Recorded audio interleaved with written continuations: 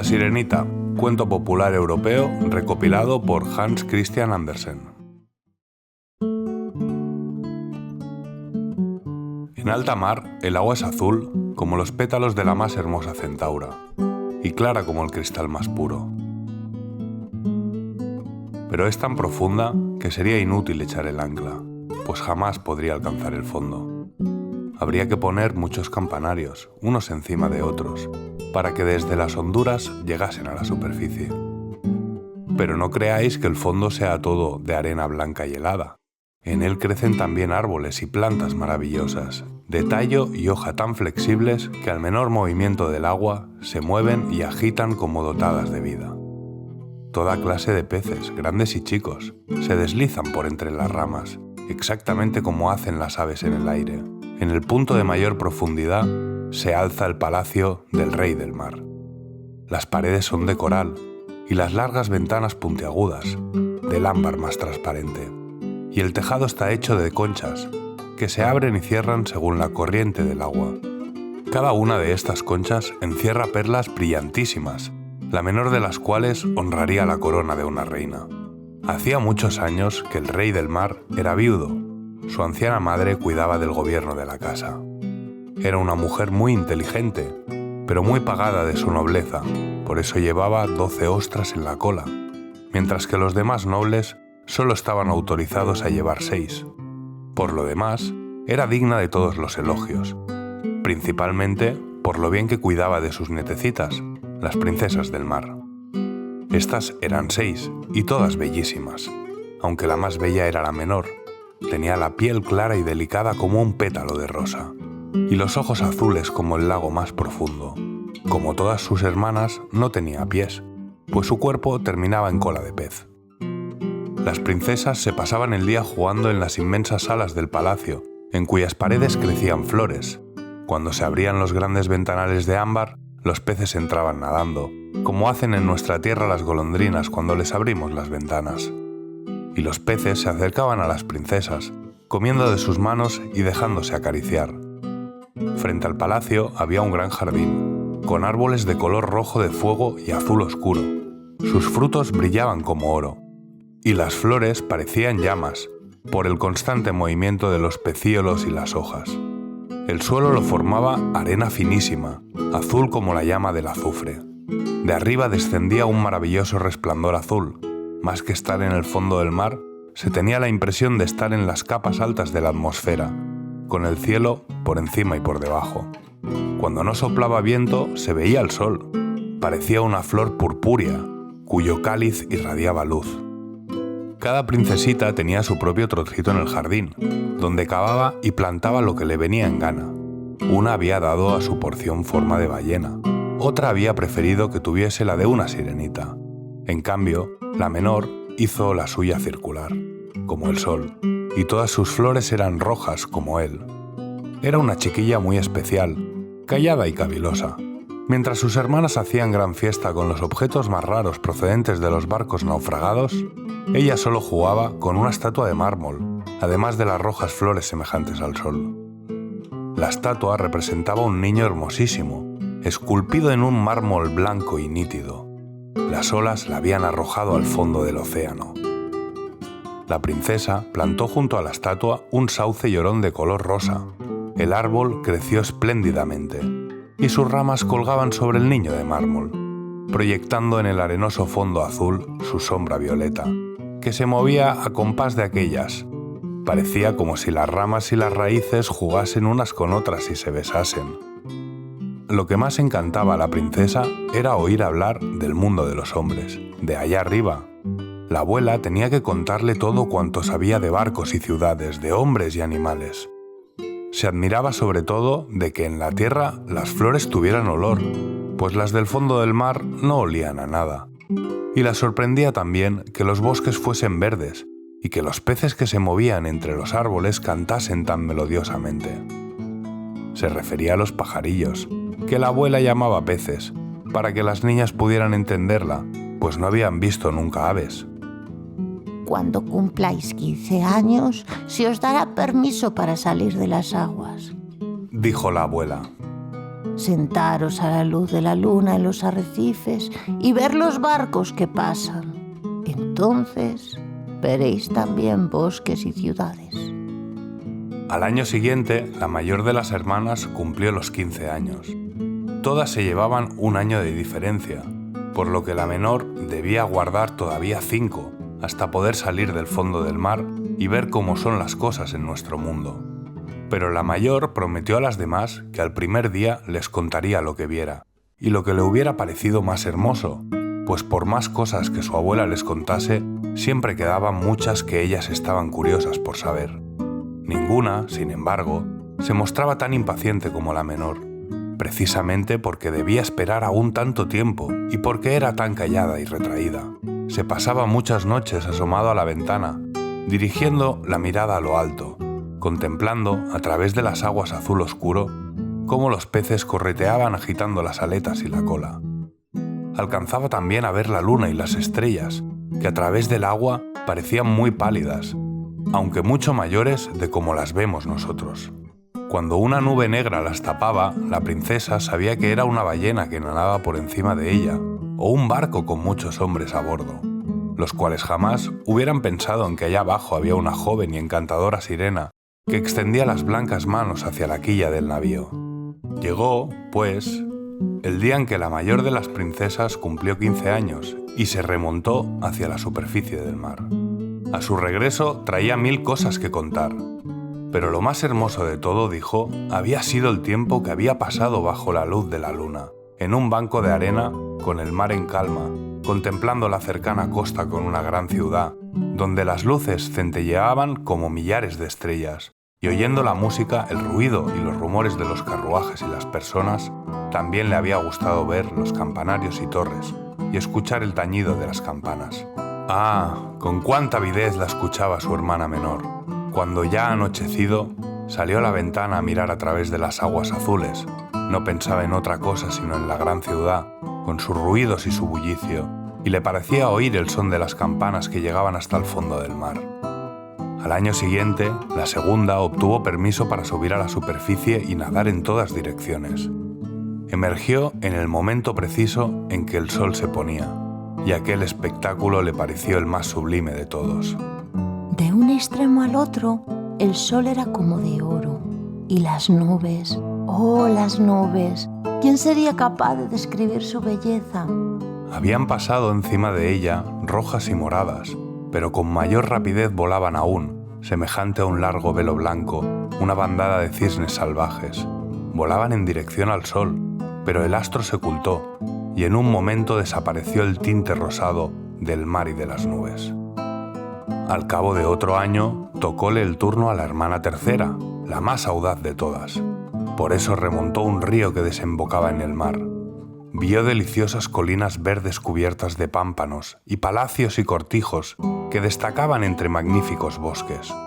Oyó el canto de los pájaros y el calor del sol era tan intenso que la sirena tuvo que sumergirse varias veces para refrescarse el rostro ardiente. En una pequeña bahía se encontró con una multitud de chiquillos que corrían desnudos y chapoteaban en el agua. Quiso jugar con ellos, pero los pequeños huyeron asustados, y entonces se le acercó un animalito negro, un perro.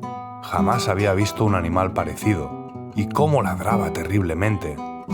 La princesa tuvo miedo y corrió a refugiarse en alta mar. Nunca olvidaría aquellos soberbios bosques, las verdes colinas y el tropel de chiquillos, que podían nadar a pesar de no tener cola de pez.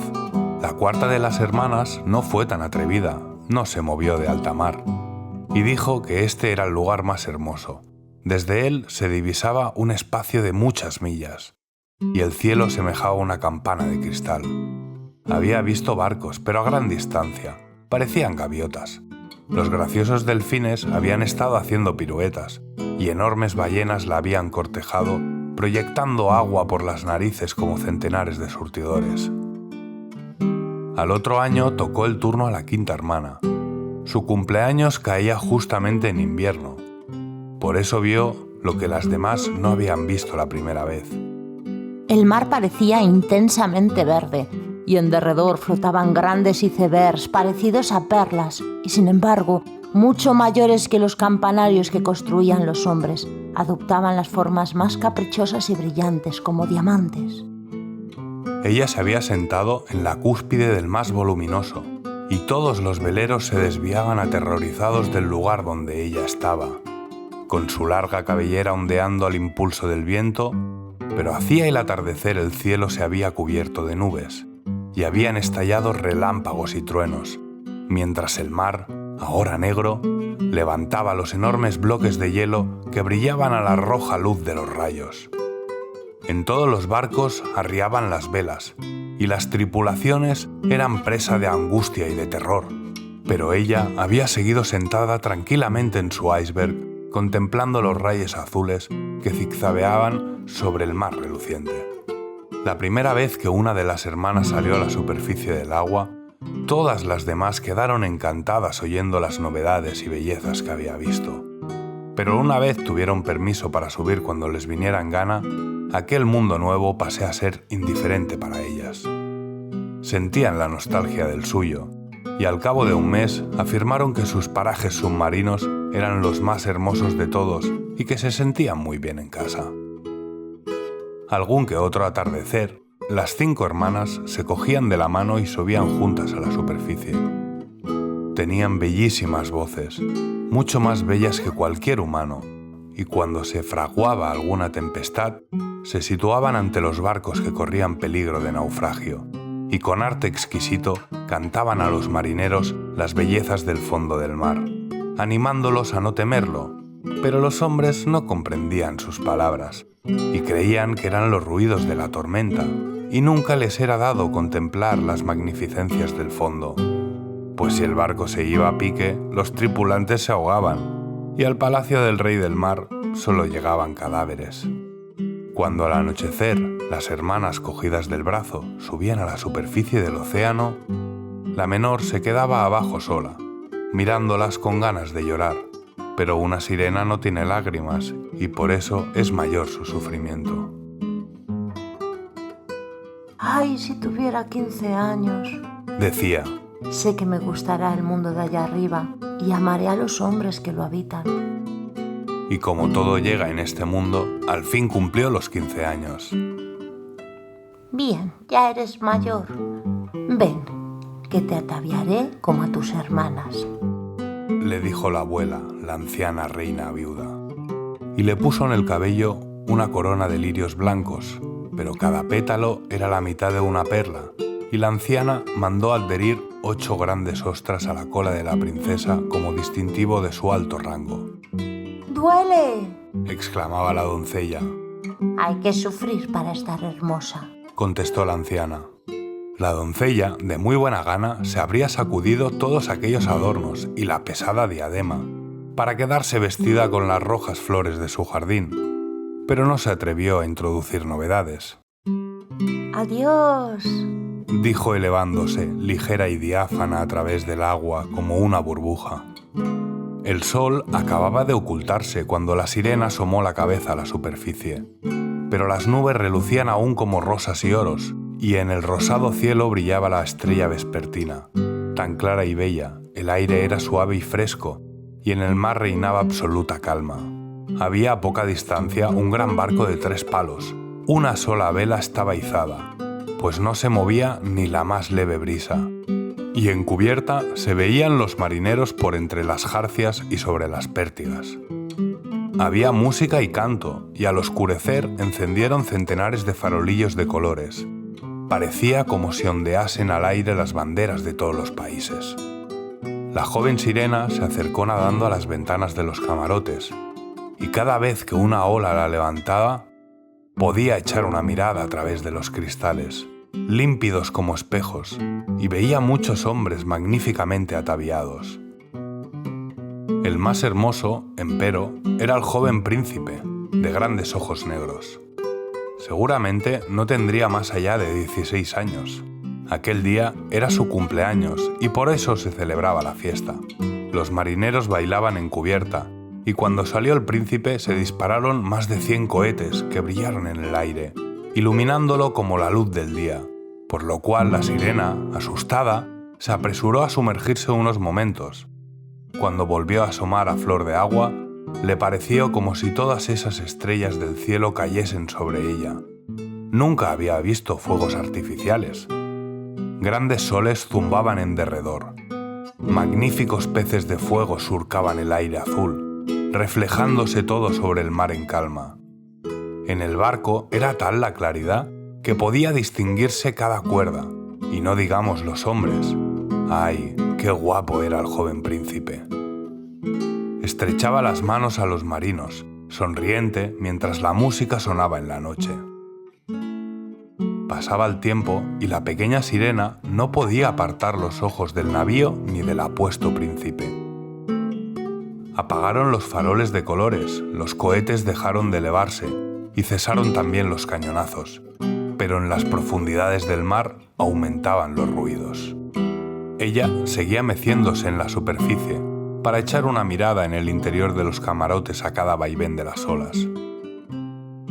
Luego el barco aceleró su marcha, izaron todas las velas, una tras otra, y a medida que el oleaje se intensificaba, el cielo se iba cubriendo de nubes. En la lejanía zigzagueaban ya los rayos. Se estaba preparando una tormenta horrible, y los marinos hubieron de arriar nuevamente las velas. El buque se balanceaba en el mar enfurecido. Las olas se alzaban como enormes montañas negras que amenazaban estrellarse contra los mástiles, pero el barco seguía flotando como un cisne, hundiéndose en los abismos y levantándose hacia el cielo alternativamente, juguete de las aguas enfurecidas. A la joven sirena le parecía aquello un delicioso paseo, pero los marineros pensaban muy de otro modo. El barco crujía y crepitaba. Las gruesas planchas se torcían a los embates del mar. El palo mayor se partió como si fuera una caña, y el barco empezó a tambalearse de un costado al otro, mientras el agua penetraba en él por varios puntos. Solo entonces comprendió la sirena el peligro que corrían aquellos hombres. Ella misma tenía que ir muy atenta para esquivar los maderos y restos flotantes. Unas veces la oscuridad era tan completa que la sirena no podía distinguir nada en absoluto. Otras veces los relámpagos daban una luz vivísima, permitiéndole reconocer a los hombres del barco. Buscaba especialmente al príncipe, y al partirse el navío, lo vio hundirse en las profundidades del mar. Su primer sentimiento fue de alegría, pues ahora iba a tenerlo en sus dominios, pero luego recordó que los humanos no pueden vivir en el agua y que el hermoso joven llegaría muerto al palacio de su padre. No era posible que muriese. Por eso se echó ella a nadar por entre los maderos y las planchas que flotaban esparcidas por la superficie, sin parar mientes en que podían aplastarla. Hundiéndose en el agua y elevándose nuevamente, llegó al fin al lugar donde se encontraba el príncipe, el cual se hallaba casi al cabo de sus fuerzas. Los brazos y piernas empezaban a entumecérsele, sus bellos ojos se cerraban y habría sucumbido sin la llegada de la sirenita, la cual sostuvo su cabeza fuera del agua y se abandonó al impulso de las olas.